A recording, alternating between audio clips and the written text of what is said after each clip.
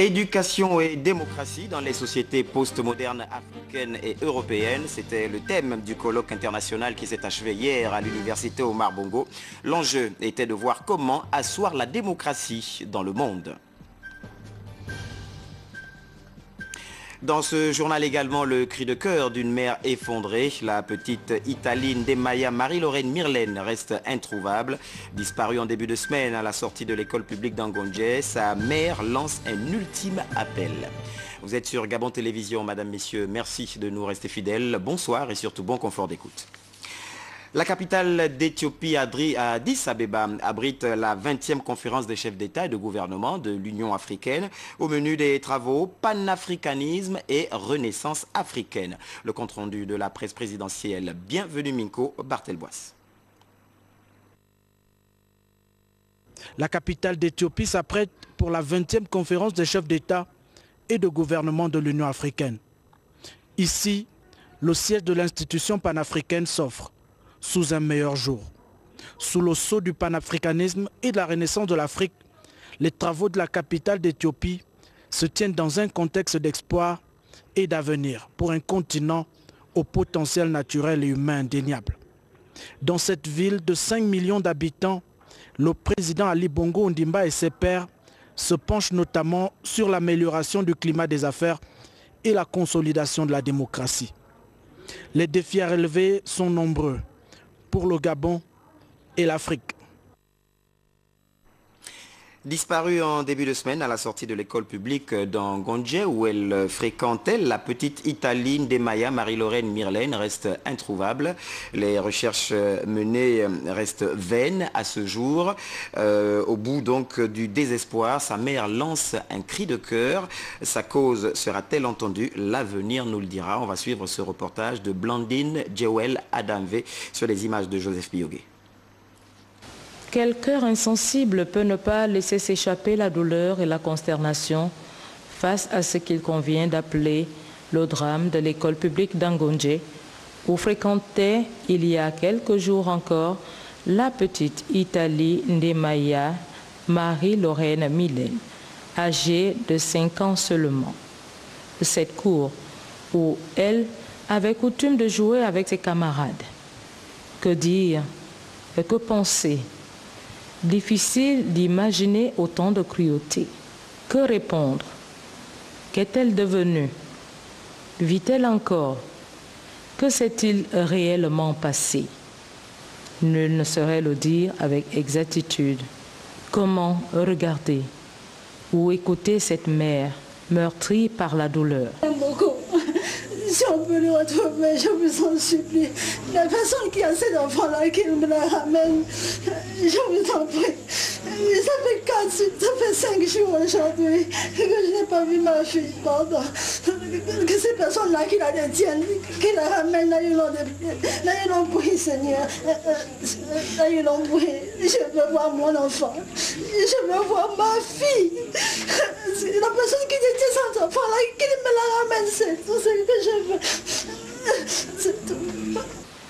La famille vit le cauchemar de la disparition de cet enfant aimé de tous et par tous et espère toujours la revoir un jour, s'il plaît, à notre Seigneur.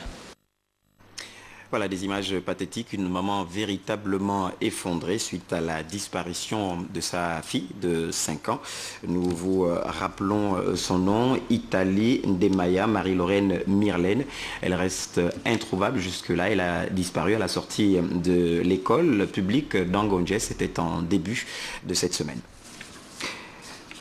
Le ministre de la Famille et des Affaires sociales, Madame Honorine Zebitege, a elle tenu une séance de travail sur l'orientation des nouvelles perspectives pour cette année 2013. Le reportage de Blanche Mindou de notre rédaction. Et l'orientation de l'administration afin d'être en parfaite harmonie avec la culture du travail est l'objectif de cette séance de recadrage organisée par le ministre de la Famille et des Affaires sociales.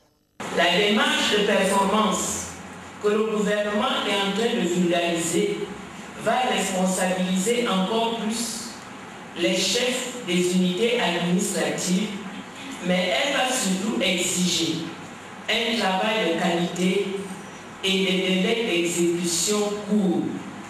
Je voudrais insister sur le mot délai d'exécution court.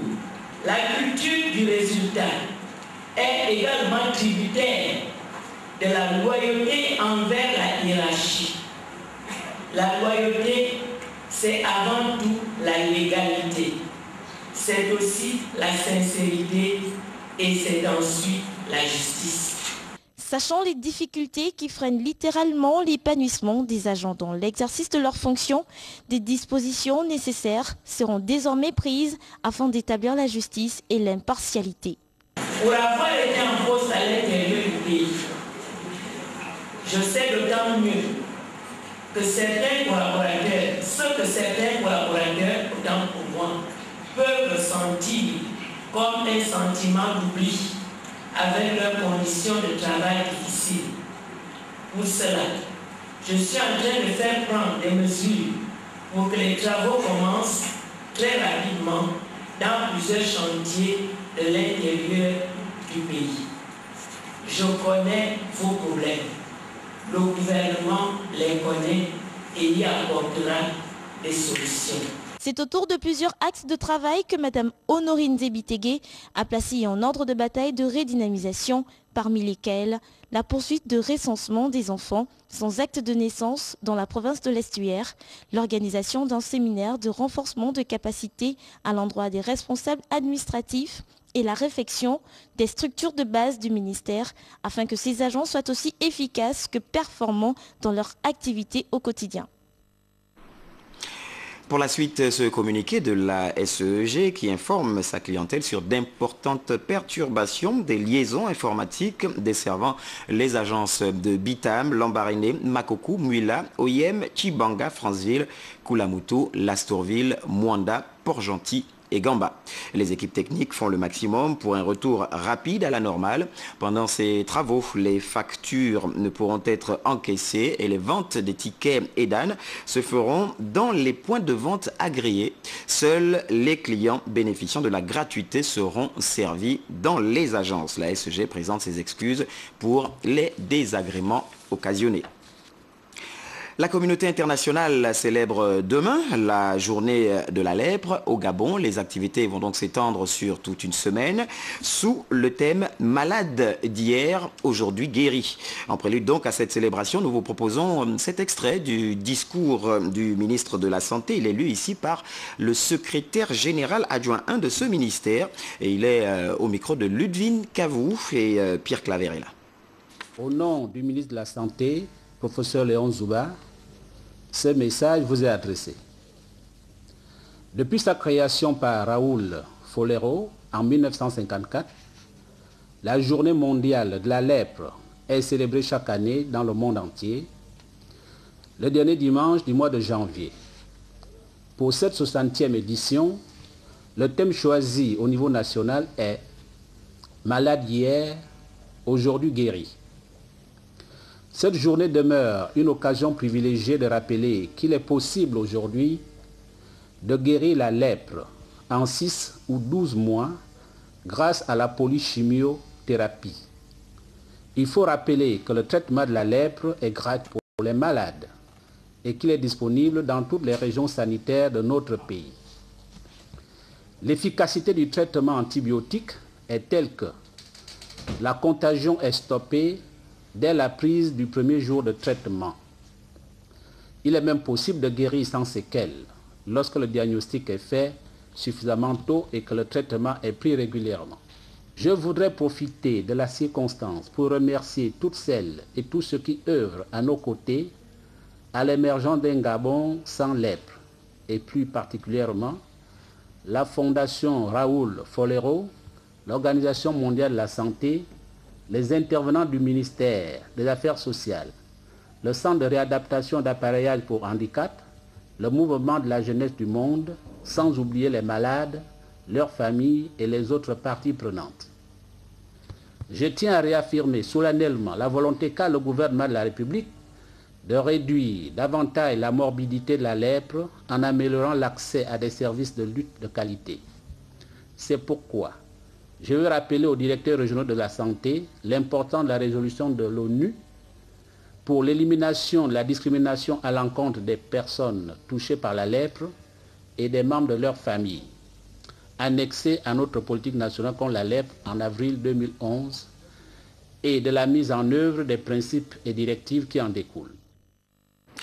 La clôture hier à l'université Omar Bongo du colloque international qui a eu pour thème « Éducation et démocratie dans les sociétés postmodernes africaines et européennes ». Les participants venus de divers horizons ont notamment planché sur les possibilités permettant de faire asseoir la démocratie dans le monde. Le reportage de Stevie Oyan-Mesui sur les images de Serge Nelly Mabila. Au terme de 3 jours de travaux, les experts sont parvenus à conclure que la démocratie est un processus qui a besoin de l'éducation pour être enraciné dans les sociétés aussi bien africaines qu'européennes. Il s'agit d'un processus qui prendra le temps qu'il prendra. Le plus important, c'est que chaque fois, nous ayons la capacité de nous arrêter, d'interroger le chemin parcouru, de regarder les difficultés en face et d'essayer, dans la mesure du possible, de fixer l'avenir. Nous avons parlé de démocratie, nous avons parlé de citoyenneté, dans le contexte où ces concepts qui sont porteurs de l'universalité de notre existence exigent que nous regardions, nous confrontons ces différentes expériences. On a réfléchi, on s'est inquiété au sens philosophique, c'est-à-dire on a posé des questions sur l'éducation, sur la démocratie en les mettant en perspective, c'est-à-dire dans un monde que nous appelons postmoderne. Okay.